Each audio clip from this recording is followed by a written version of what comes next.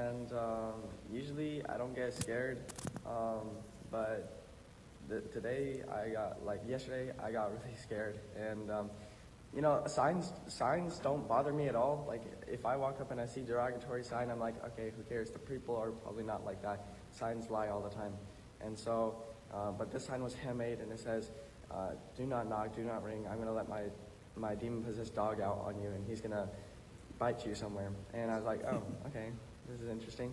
And so I knocked, and the dude came out and looked at the sign, and he just looked back at me, and he started screaming and screeching and everything.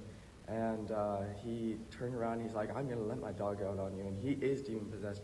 And he's pointed right at his dog, and his dog started going wild and everything, and he started screeching, like demonic screeching. And he said, "I don't think you realize Satan rules this house." And he opened up his door, and his whole house was pitch black. There were candles everywhere. There was a Ouija board in the middle, and I didn't know what to do, because he literally turned around and he started to walk towards his dog and unleash it. And something that Amalia said to me a while ago, and to other people as well, was if you get the I'm not interested, rejection, just say, "If you only knew what I had, you'd be begging me to show you what I had." And so I don't know why, I just that came out. I just blurted it out. I said, "Sir, if you only knew what I had, you'd be begging me for what I had, and you'd be begging me to know Jesus." And he stopped, and he turned around, and he's like, it was like the first time that it was quiet, except for the dog. The dog was getting louder and louder, and he's like, "No, maybe we should go away from the house, because Satan does live here, and I hope that's clear to you." And so I got really nervous, and so we walked away from the house. And as we walked away from the house, something else that had happened was it got really hard for me to breathe, and I got really heavy when we were near the house. But we walked away from the house, and it got easier for me to breathe. And we just stepped out, and I don't know, I just kind of went to autopilot, I guess. And I just told him about every single book, but I really focused on the Great Controversy. And he started to cry for not because of how good it was, but because at first he thought he was just too lost to have something so good. And I was like, "You do realize that Jesus went to the forsaken and lost in the Bible. That's why we're out here. That's why we're doing the work that we're doing.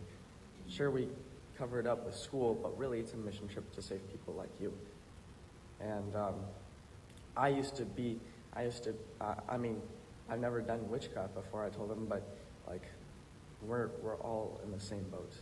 Sin has covered us all, but God is there to wipe it away.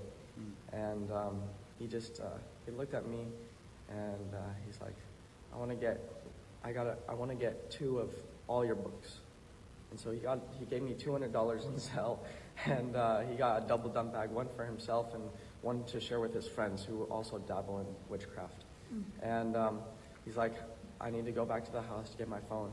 While we're going back, I think you should pray, because I don't think you realize, but what I'm doing is not going to make them happy." And so as we were walking back, we prayed and we prayed. He was praying with me, which I thought was so cool. And something that he said was, as he was walking back, he was no longer welcome in his own home, and he started to feel like it was hard for him to breathe, and it started to feel heavy. And so we got to the house, and we prayed harder and harder until he could finally breathe again. And the last thing that happened was all the candles, they kind of dimmed, but the dog finally stopped barking. And he's like, "That's never happened in almost 5 years that I've done this. The dog has never gone quiet." And so he went in, got his phone, and he gave me the $200. We prayed and we talked a little more, and I walked away, and I didn't know what to do. I didn't tell Lily, partly because I wanted to save it, but also because it scared me a lot.